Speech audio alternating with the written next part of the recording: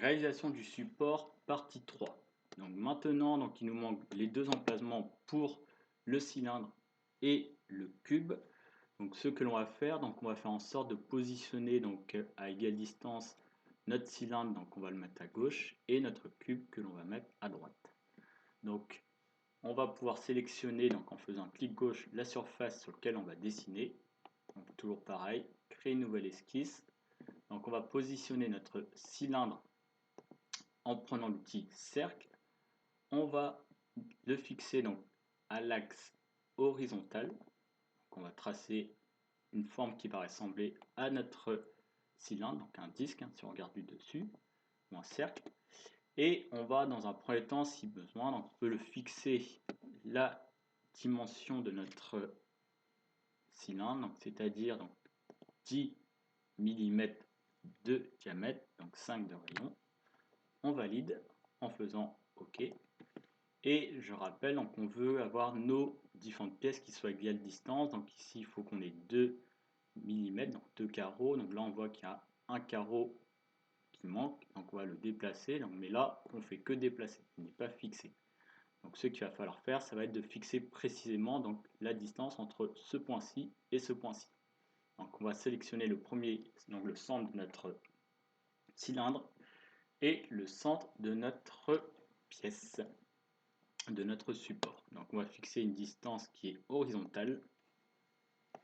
Et donc on nous indique 12, donc c'est tout à fait bon, puisque ici vous avez bien les 5 qui correspondent au rayon de notre sphère, et ici on a bien les 5 de notre cylindre, plus, je rappelle, les 2 mm d'écart. Et donc ça fait bien 12. On valide. Donc là, nous avons fixé uniquement notre cylindre. Donc on peut, sur un même dessin, on pourrait refaire chaque dessin les uns après les autres, mais on peut aussi faire deux dessins en même temps. Donc pour faire le cube, cette fois-ci, donc l'emplacement de notre cube, on va prendre maintenant l'outil créer un rectangle, et on va le faire cette fois-ci à droite. Donc on va dessiner une forme qui va ressembler à un carré.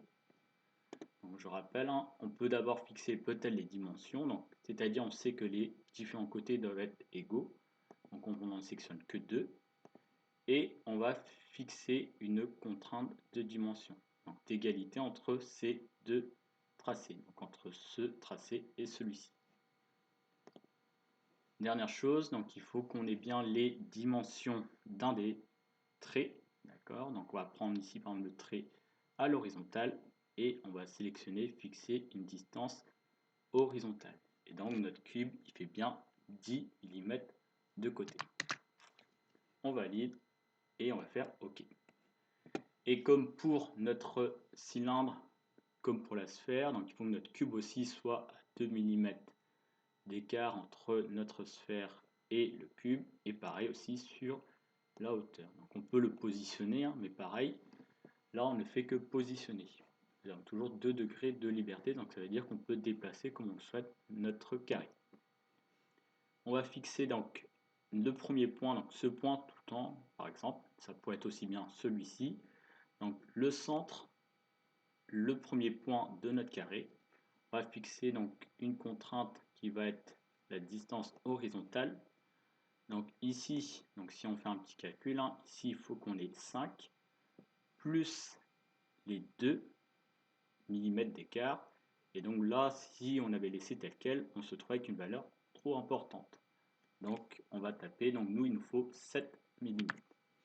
Et on valide sur OK. Et donc là, notre dessin revient automatiquement sur 7. C'est-à-dire que l'écart entre l'axe que l'on a, la verticale, et cet axe-là sera toujours de 7 mm. Ce qui nous reste à faire, c'est maintenant de fixer la distance au niveau de l'axe horizontal. Donc entre cet axe et ce point. Donc on reprend les mêmes points, donc le centre, le point de notre carré, et maintenant on fixe une distance verticale. Et donc on a dit que c'était un carré de 10 par 10, donc la moitié, si on veut qu'il soit au milieu, ça va être 5.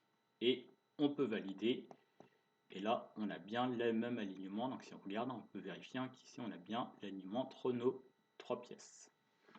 Donc là maintenant on a bien tout contraint. et on peut quitter notre esquisse.